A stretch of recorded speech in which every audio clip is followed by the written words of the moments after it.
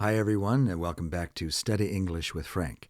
I hope that you're having a great day wherever you are around the world watching this channel, and hope that you're enjoying the lessons that we're producing to help you learn English fast. And if you haven't already subscribed to our channel, I invite you to do that. We've got a lot of lessons planned for this next few months that we'll be releasing. And if you're subscribed, then you'll be sure to be notified once we release each new lesson. Today we're going to continue our series on the internet and terms in English that you should know in relation to the internet. And today we're going to be talking about website addresses. Have you ever had anybody ask you, well, what's the website address for that? Have you heard of this? People ask you, what's their website?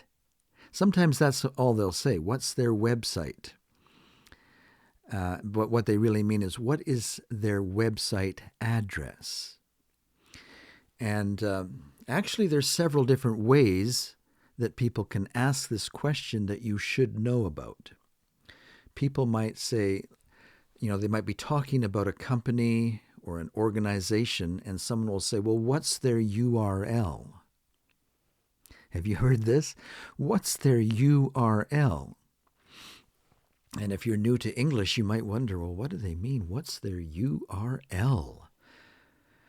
Well, what it means is the Uniform Resource Locator. That's what it stands for. I don't think hardly anybody knows the full term or what it stands for. But when someone asks you what's their URL, what they're asking really is the same as asking what's their website address. And you know what a website address is, right?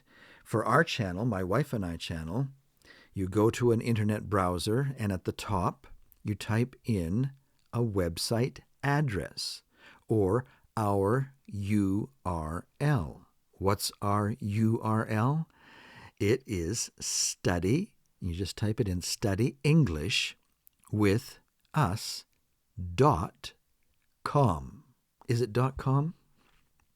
Actually, we've changed it. It's .ca now. And that's important to know as well. It's called a URL extension. A URL extension. It used to be that .com was the main extension to a website address, .com. People would say, what's their .com? And that's just the same as asking, what's their website address? Or we're starting up a .com, people would say. And that just basically meant that they were starting up a website. But these days, there's hundreds of URL extensions that you can use. And for a while, our website address was .com, but we've switched that to .ca. I think if you type in studyenglishwithus.com, that it will automatically redirect you to our website, which is located at studyenglishwithus.ca. But that's what a website extension is. There can be .net, there can be .edu. .ca, CA stands for Canada, and every country in the world, I think, has their own extension, URL extension that people can use. I think your business or organization has to be located in the country to use their extension. If we weren't living in Canada, we wouldn't be able to use .ca. And so in Vietnam, I think it's VN. But you'd have to be living in Vietnam in order to use or get a website address with that extension.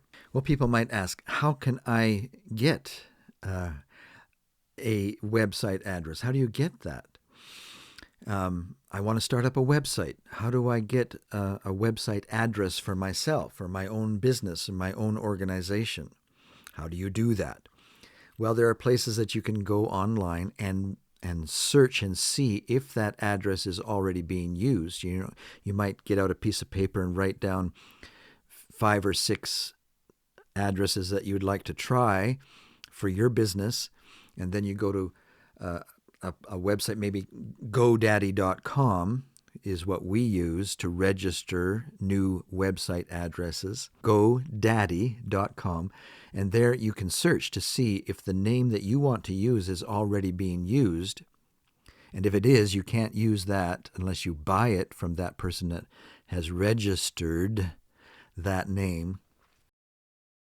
So you search for another one, and maybe you use a different extension, a URL extension of something else. You could use the name that you want, but choose a different extension, and then you're okay. People like to have unique names so that their customers don't get lost by going to some other company. If a website address that you pick is already really big with another company, you might find that your customers are getting lost and finding your competitor. And so it's good to find a unique name and then get an extension that works for you. And we could maybe talk about domain names. Have you heard of this term? Domain names. What is a domain name? Well, that's just another name for the website address. Actually, it's the website address without the extension. That's your domain name. So Study English with Us would be our domain name. And then the .ca, that would be our domain name extension. So it's just like another easy name for URL. For people who might not know what URL stands for or means, you might say, well, what's their domain name instead of a URL? When you ask for a website address, that is usually the full address, including the extension. All right, well, I hope that helps you learn a few new terms today about the website and the internet and how to use the internet and how to type in a URL to get to the company that you want to get information about. Well, that's our video for today. I hope that you enjoyed it and learned a few new terms. And if you liked it and you found it helpful, please give us a like. That helps us to grow our channel. If you know of others who are studying English, please let them know. Maybe you want to share this video so that they get an idea of what our channel is like. And if you prefer to study without the distracting advertising, please be sure to check out our website, studyenglishwithus.ca, to find out more about how you can study for just a small annual fee without any distracting advertising. We'll see you next time here at Study English with Frank. So long for today.